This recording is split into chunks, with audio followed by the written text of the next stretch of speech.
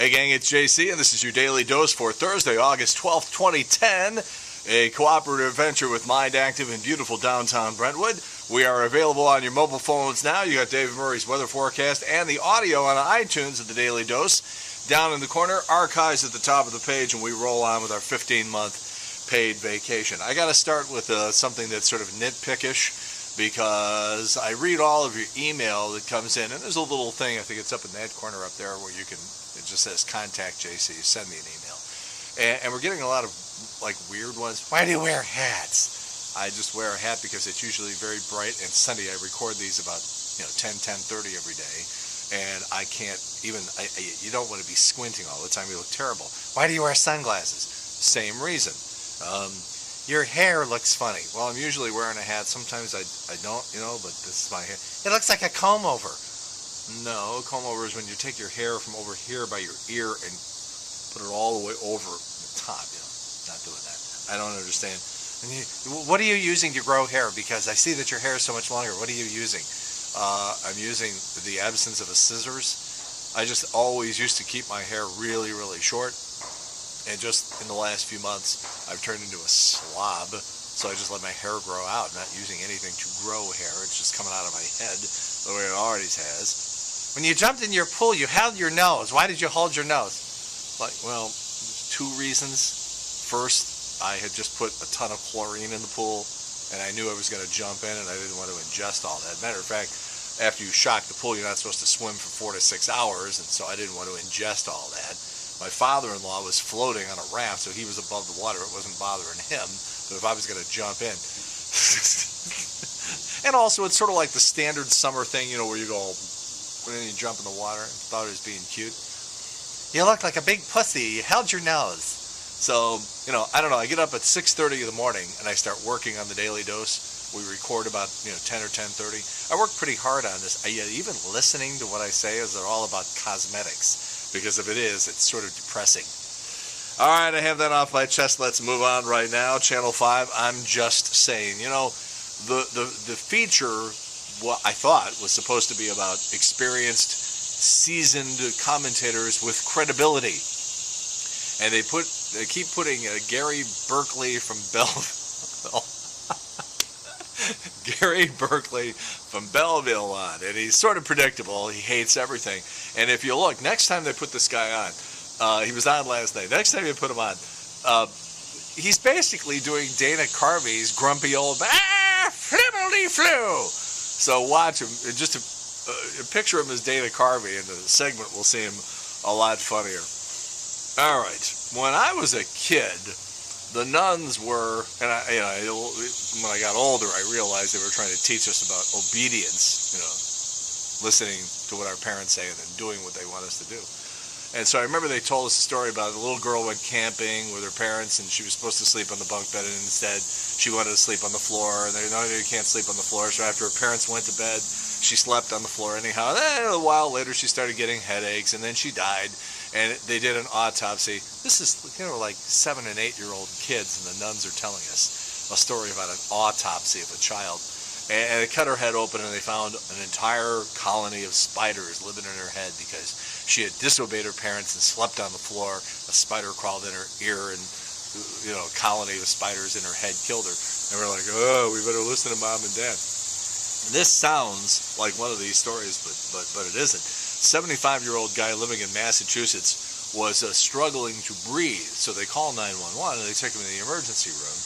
And unbelievably, the guy had been eating peas, and he swallowed a seed whole, apparently. It went down the wrong pipe, and this guy had a giant pea plant growing in his lung, which was cutting off his air supply. He's going to be okay. Oh, and by the way, he says he's back to eating peas. All right, so we thought this was a done deal with Steven Tyler and Jennifer Lopez being the new judges on American Idol along with Randy Jackson. And now the word is that the demands were getting out of control for J-Lo, and so they shit-canned her. And now this morning I'm hearing, everybody's like, well, wait a minute, maybe don't overreact. So I don't know. Alanis Morissette is preggers. She's 36, husband is 30. Kelsey Grammer, meanwhile, Age 55, he divorced his, he's in divorce proceedings with his soon-to-be ex-wife, Camille, the one with the irritable bowel syndrome. You know, you're making like $1.5 million a year on Frasier, and still you got to go home to, you know. So he's divorcing her, and apparently he has knocked up a 29-year-old chick.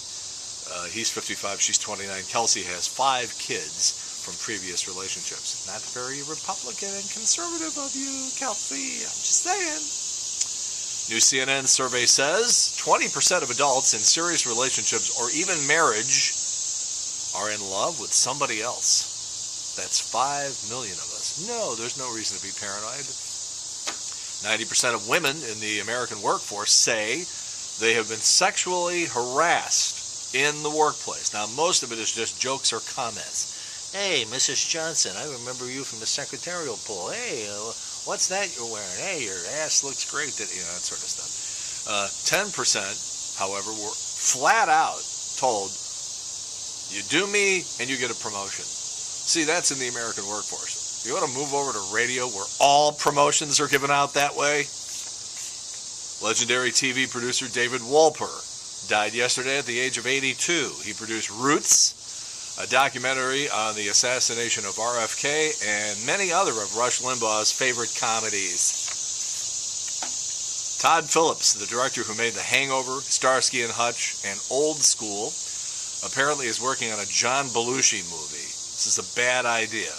You know, they did one back in 1989 with Michael Chiklis. It was called Wired. And that one was just more weird than anything, but apparently they're talking to Zach Galifianakis and Jonah Hill and Seth Rogen. Come on. Jack Black, by the way, has been approached numerous times about playing John Belushi in various movie projects, and Jack Black has said unequivocally, no. What am I going to do? I'm going to go out there in a movie and I'm going to imitate John Belushi doing all these funny bits that if you go online or if you have the old DVDs or watch the reruns, you see John Belushi doing a lot funnier. No, I'm not interested. And I got to tell you, I have a lot of admiration for Jack Black for, you know, drawing the line in the sand and saying, no, I'm not going to do it. Ed Martin is a jack-off. There's no more direct way to just cut to the chase and say that Ed Martin is a jack-off. He's running against Russ Carnahan for Congress here in Missouri. And yesterday he announced 3 debates between himself and Russ Carnahan. There was just a couple of small problems. Number one, he never even consulted with the Carnahan campaign about scheduling these debates. So he just basically did it on his own, sent out a press release and said, here's the 3 debates. And the Carnahan people were like, what are you talking about? We didn't even get a phone call. So that's number one. Number two, he has established Martin Dugan and Hanniberg as the moderator of the debates. Another small problem. Martin Dugan has already done a series of commercials endorsing Ed Martin. Did I say that Ed Martin is a jack-off? Man, oh man. Sheryl Crow, a couple of years back, stunned the entertainment world when she said, when you go to the bathroom and you're making number 2, I just want you to use 1 square of toilet paper. And people are like, what? She's very, very much into the environment.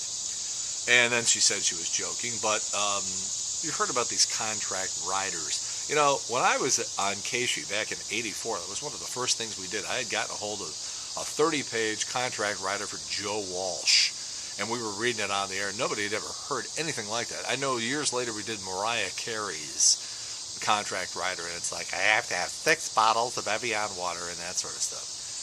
SmokingGun.com has acquired Sheryl Crow's contract rider. Her demands include things like biodegradable cups and dinnerware, organic produce, water sourced from a local spring water vendor. She also wants 24, quote, disposable napkins made of 100% recycled fiber, organic coconut water, and here's the one, 2 good quality dark organic chocolate bars, which are described as very important. Then she has suggestions for the concert venue, like replacing all the light bulbs and putting CFLs in and stuff like that. I don't know. I don't recycle. I don't go out of my way to pollute by any means. We get smaller cars, more efficient cars around here.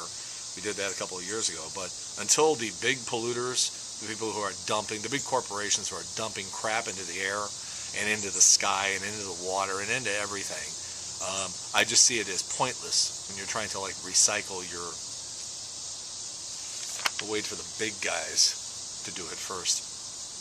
TV Guide has published a list of TV's top earners. These are per episode.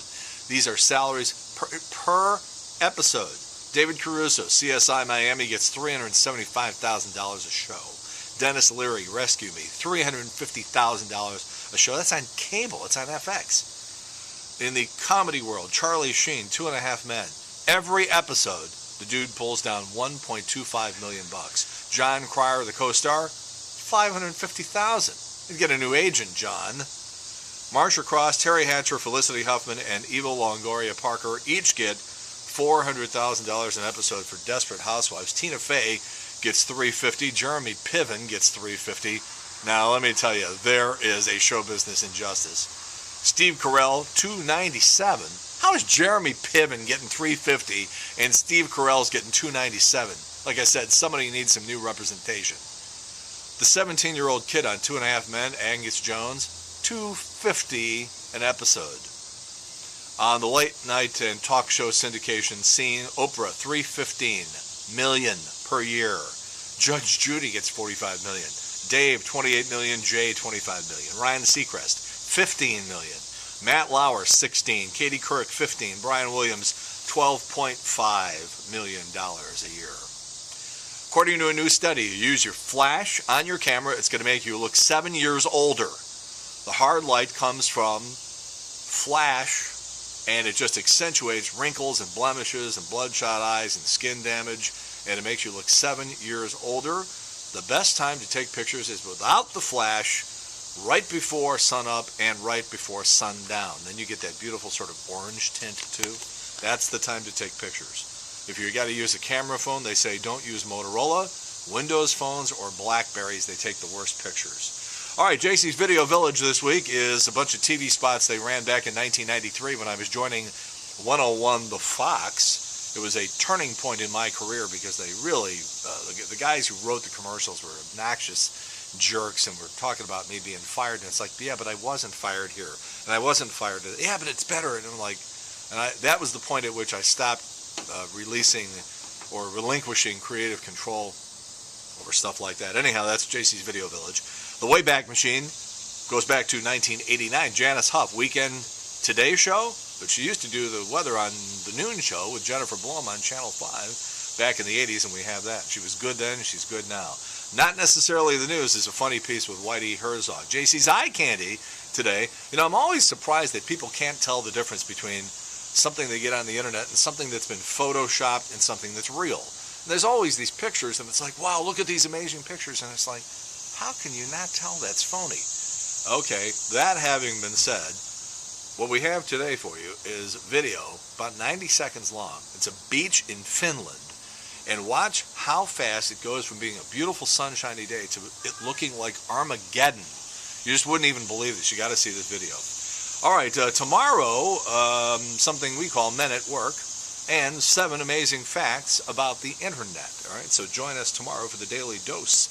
In the meantime, that's it. JC's Daily Dose for Thursday, August 12th, 2010, a cooperative venture with Mind Active in beautiful downtown Brentwood. In the meantime, that's it.